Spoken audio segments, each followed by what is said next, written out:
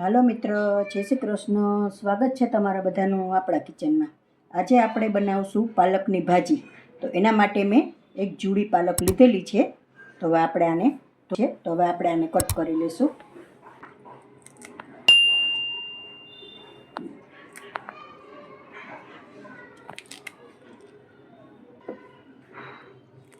આ રીતે આપણે બધી કટ કરી લઈશું. હવે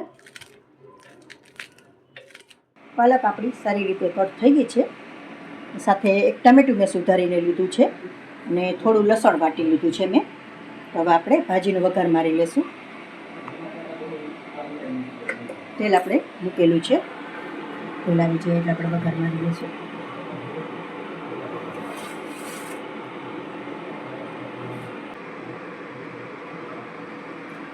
તેલ આપણું આવી ગયું છે તો હિંગ મૂકું છું.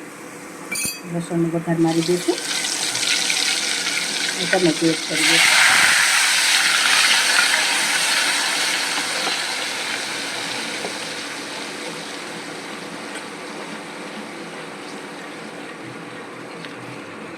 ટમેટું ને લસણ મૂકવાથી આનો ટેસ્ટ બહુ સરસ આવે છે.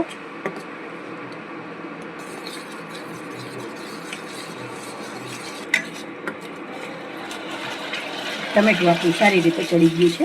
હવે આપણે આમાં મસાલા એડ કરી દઈશું.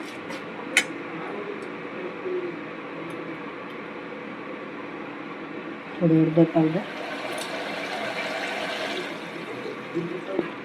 1 ચમચી મરચું પાવડર,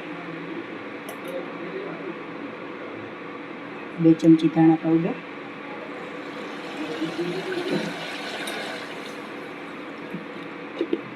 નિમક મેં આમાં એડ કરેલું હતું લસણમાં, એટલા માટે હું નિમક નથી નાખતી.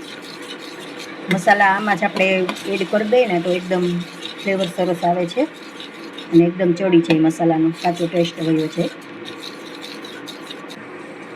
હવે આપણે આમાં પાલક એડ કરી દઈશું.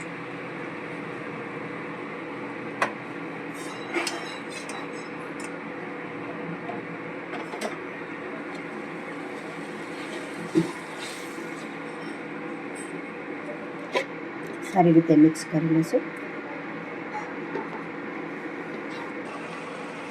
સારી રીતે સરસ મિક્સ થઈ ગઈ છે અને તેલ પણ આપણું ઉપર છૂટવા લાગ્યું છે.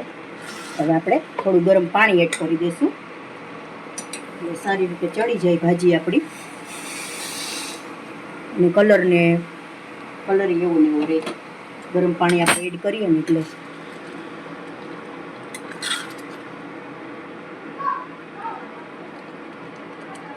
પાંચ મિનિટ માટે ચડવા દઈશું. અને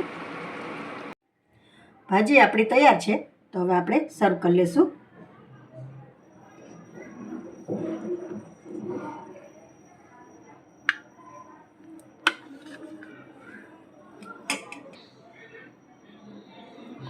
થોડો મરી પાવડર એડ કરી દઈશું ઉપરથી.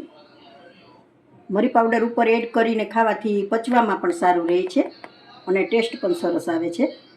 તો જો મિત્રો, તૈયાર છે આપણી પાલકની ભાજી. તો તમને મારી રેસીપી પસંદ આવી હોય તો લાઈક કરશો, કોમેન્ટ કરશો, તમારા મિત્રોને શેર કરશો.